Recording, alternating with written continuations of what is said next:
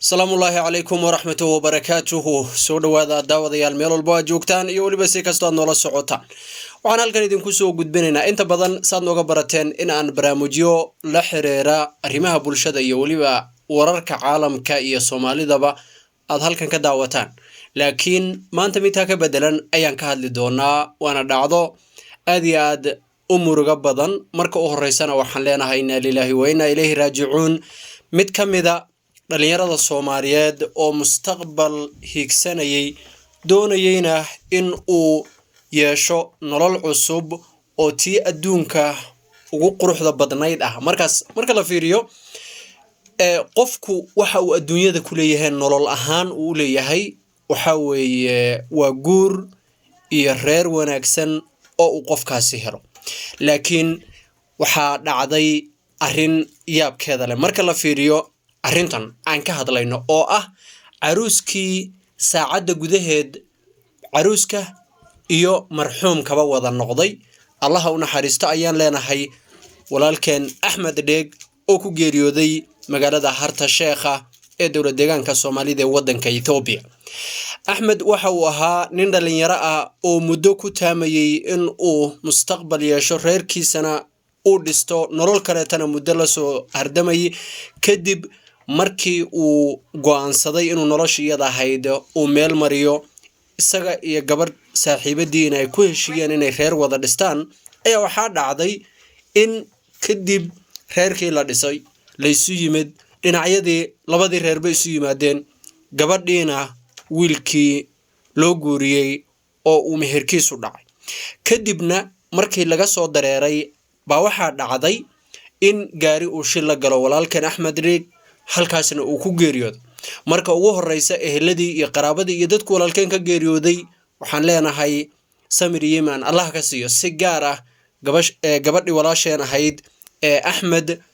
u ahayd ama marwada u ahayd wixii ka horeeyay intii uu noolaa ama muddada kooban ee saacadaha xitaa waqti badan ba mayna marwo ahayn laakiin waa gabar uu maanta isagu ka geeriyooday ayay noqonaysaa oo sida ay Soomaalidu u taqaano asay qaadaysa maxaa yeelay de waqtiga loo guuriyay iyo waqtiga walaalkeen dhintay waxay ahaayeen laba waqti oo aad isugu dhow walaashan waxaan leenahay qalbiga Allah u qaboojiyo waa dareemi kartaa qofka labadaasi arimood ay ku wada dhacaan waa laba geeriyood oo hadii markii horeeto intayna reer noqonin oo geeriyoon waxa laga yaabaa in uu qalbiyan iyadoo kaligeeda ay ogaan lahayd ayna arrintaas iyada ah ay ka xumaan lahayd laakiin hadda waxay tahay iyadii way ka xun tahay guur baa meeshii yimid arrintii ay muddada ku soo taamaysay bay heshay haddana waxa dhacday in aysan iyada iyo walaalkeen Axmed iscalfanin waxaan leenahay walaasheen samir iyo iimaan Allah siiyo qalbigana Allah u qaboojiyo walaalayaal arrintani waxay markaa muujinaysaa markii aan fiirino bulshada Soomaaliyeed ee xilligan maanta la joogo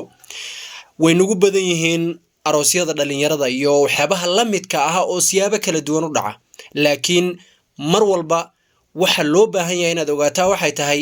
malakul mawdku meel uu ku soo jira ma ogid in uu ku soo jira ma ogid ma talaabo ku soo jira ma ilbiriqsi buu ku soo jira ma saacad buu ku soo jira ma laba saacadood buu ku soo ma maalin buu ku soo jira ma bil buu ku soo jira ma sanad buu ku soo jira waxaynu ognahay ma ah marka waxay muujinaysaa mid oo Ilaahay Quraankiisa iyo axaadiista bal inoo sheego culimaduna maalin iyo habeen inoo sheegto oo ah markasta meel kasta oo aad joogto in ay cabsida Ilaahay kugu weyn tahay oo sababtu ay tahay de adigu waxa weeye waad iska socotaa laakiin saacadaadu dhaafi mayso waqtigii loogu tala galay sina kuma dhaafi karto oo dhinacana uma dhaafi kartid adigu mana is dhaafin kartid haddii cid la dhaafinayo oo qof loo kaadinayo de waxa weeye nabiyullaahi maxamed baa loo kaadin lahaayo waakii walaw kaanat dunya taduumu li ahliha lakan rasuulullaahi hayyan wa baqi rasuulka ilaahi baa mid nool oo jooga noqon laha marka waxay muujinaysaa in ay tani micnaheedu tahay inaan taxadar waliba waqtiyada isu imaatinada la sameeyo ama mid reer ha noqdo ama mid kale ha noqdo dhammaan in la is ilaaliyo la taxadaro mas'uuliyadda cidda markaas iyada aha baabuurta dadka ku wadaysa ama meesha la marayo ama habka loo soconayo ama dhaqaaqa waxyaasoo dhan in aad miisaanto ood ilaaliso sababtu waxay tahay waa adiga oo uu adduunku kuu ifayey oo laga yaabo inaad higsi fiican haysatay ayaa lagaa wadayaa haddana waxa weeye waxaan toddobaadyo ka hor oo kaleeto iyadana la hadalhayay dhacdo dhalinyaro saasoo kaleeto meel dalxiis u socoto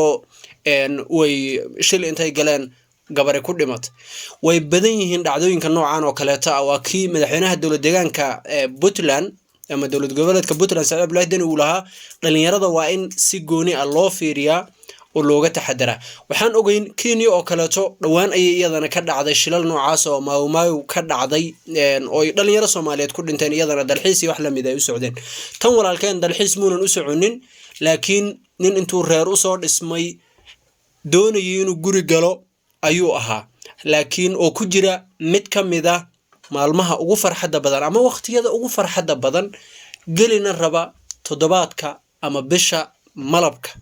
laakiin ilaahay baan qadarin dhaafiyay tii Allahna u timid waxay marka ina tusinaysaa saan u dhannahay inaan taxadarkeeda muujino marka aad fiiriso laxdada walaalkeen ahaa caruuska iyo tan kaleeto ee uu ahaa marxuumka aad soo fiiriso waxay muujinaysaa in la inooga baahan yahay meel walba oo aan joogno iyo markasta aan joogno is ilaalinteenu inay badato si gaara caruusyada hal la ilaaliyo waqtiyadan oo kaleeto oo waxa weeye gabdhaha qalbigooda hal la ilaaliyo oo waxa weeye meesha aad marayso iyo qaabka aad u soconayso iyo wixigaaga dhan ilaali dhammaan marka aad fiiriso xaaladahan oo kaleetana waxayna tusinayaan in meel kastoon joogno aynu nahay bini aadam daciifa oo aan awood lahayn waqti walbana waxa weeye ay u iman karta tii rabbi waxyaabahaas oo dhan marka isku soo aruuriso waxay noqonayaan mid muujinaysa in aan taxadaro is ilaalino digtoonaano laakiin waxa loo baahan yahay baa waxay tahay dhalinyaroy waqti walba si gooni ah inaad isu ilaalisaan gacantiina aydan waxba dhib ah ku geysanin sidoo kaleetana idinka oo waxyaabo aad idinku sababtaan ama sabab idin ah aydan dadka kaleeto ee walaalihiina aydan sabab uga dhigan ama dhib ku soo gaarsiinin oo ina wax ku noqonin marka walaalayaal arinta walaalkeen waa mid maanta laga wada murugaysan yahay laga xun yahay aad looga hadalhayo baraha bulshada dhammaan dadkuna inta badan ciwaan ay u soo qaadanayaan marxuumkii caruuskii saacada gudaheed marxuumka iyo caruuska wadaha waxa soo dhan markaad fiiriso waxay muujinaysaa arin inaga fariin la inoo dirayo marka kuwa ku aragti qaata oo is ilaaliya oo taxadara oo arrimahan iyo kuwa la midka ahaba ka hortaga ilaahay naga dhigo walaalkeen aynu u ducayno kali aha yeena noqonin in laga hadlo arintan oo waxa weeye ayna si caadi ah looga hadlo laakiin walaalkeen iyo walaasheen labadaba aanu ducayno walaalkeen ilaahay qabriga u nuuriyo walaasheena in ilaahay qalbiga u qaboojiyo eheladii qaraabadii labada dhinac iyagana waxaan leenahay samir iyo iimaan tan iyo kulanti dambe nabadgelyo